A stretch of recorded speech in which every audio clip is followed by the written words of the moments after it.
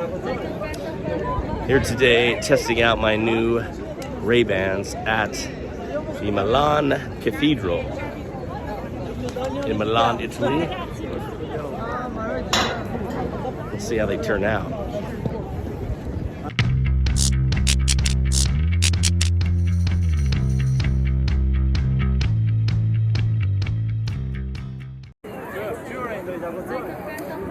Here today, testing out my new Ray-Bans at the Milan Cathedral in Milan, Italy. Let's see how they turn out. If you haven't guessed yet, my new Ray-Ban Stories sunglasses have a built-in camera that I can use while I'm walking around. I'm excited to try them out, and today I'm in Milan, Italy. Milan is an excellent place to visit and an often overlooked city compared to Rome or Florence or Venice. But I'm going to walk you through Milan, especially here at the cathedral, and I'm going to tell you why this is one of my favorite cathedrals anywhere in the world. A quick note here is I'm inside the cathedral and I'm filming with my Ray-Ban Stories sunglasses. And I love these things, but they do film at a lower resolution than what I have on my iPhone. And so you'll probably see me switch back and forth, and you'll be able to tell if you're watching on a high definition camera. Like right here, I'm back to my 4K camera. Now about the cathedral. Really a stunning interior. The stained glass windows are really what pop out. Remember, when this was built, a lot of the people weren't literate, and so these stained glass windows depict different Bible stories. A couple of interesting things about this cathedral. First of all, it took 600 years to complete. That's right, this was under construction for 600 years and was only completed in 1965. Also, this is one of the top 3 largest cathedrals anywhere in the world. The Duomo di Milano is beautiful on the interior, but let's face it, there's a lot of beautiful cathedrals if we're talking about the inside. Where this cathedral really sets itself apart is the exterior, and specifically the rooftop. And the best thing is you can explore the rooftop. You have to pay €9 to go up. Actually, it's 13 if you want to take the elevator. But once you're on top, it's completely different. You walk through the flying buttresses and you experience and appreciate this cathedral on a whole different level. The beauty is unreal, and you're right up close to the unique Gothic architecture. You don't realize how high up you are until there's this one spot where you look down on the plaza below, and you're hundreds of feet up, and you can see little people. They look like ants down there on the plaza. You ultimately walk up and reach the rooftop of the Duomo di Milano. And here it's a great place where you can relax, where you can gaze out over the skyline and look at the Gothic architecture and the statues up close.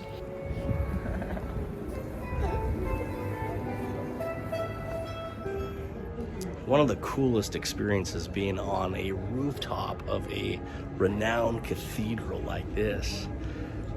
Absolutely worth it. Here's one thought for you. As you leave the rooftop and start to wind your way down onto the other side of the cathedral, it seems that a lot of people are in a rush to get out. They've seen what they've wanted to see, and they're kind of in a hurry to get down. Whereas I found that this side of the cathedral was actually more beautiful than the way ascending up to the rooftop. So take your time, appreciate the Gothic architecture. Remember, this took 600 years to build. And the architecture and the styles here are just amazing. In fact, some people have criticized this cathedral because the Gothic styles are not pure, and it's an acclamation of different variants of Gothic architecture. But I just loved it. I ate it up, and this side, the view, I think better than the approach going up to the rooftop.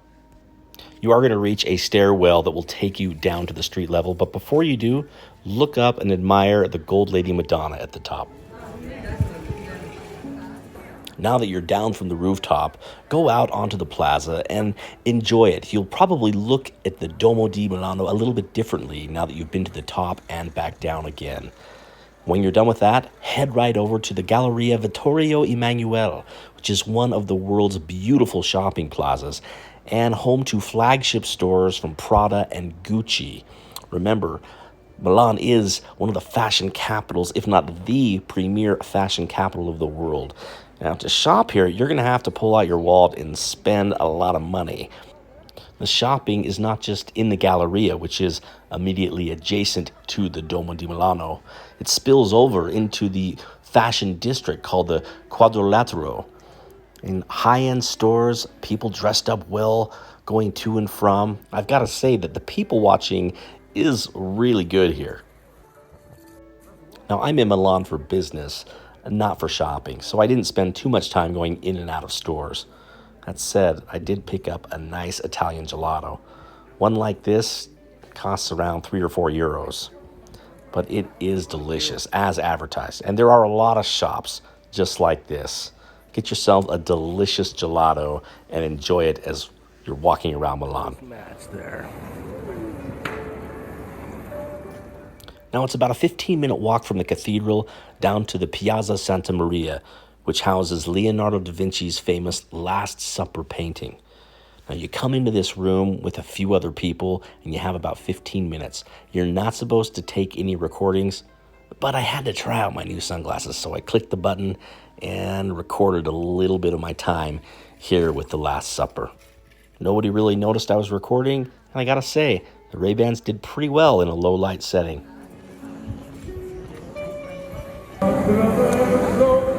Before you head back to your hotel room, make sure to go back to the Duomo di Milano, walk around the plaza with the lights shining up on the cathedral. It's a whole different experience in the evening time than it is in the daytime.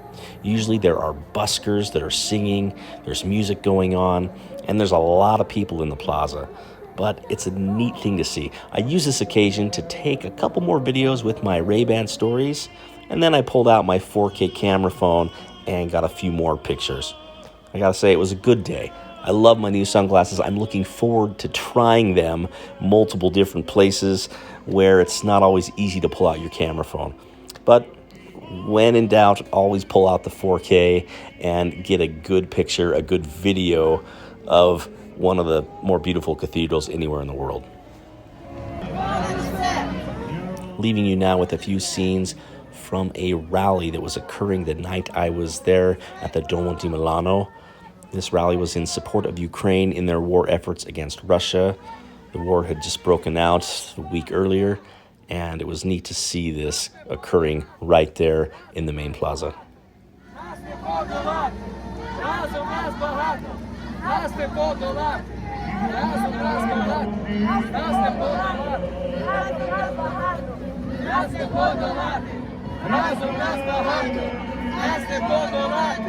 Razom nas bahato, nas ne podolati.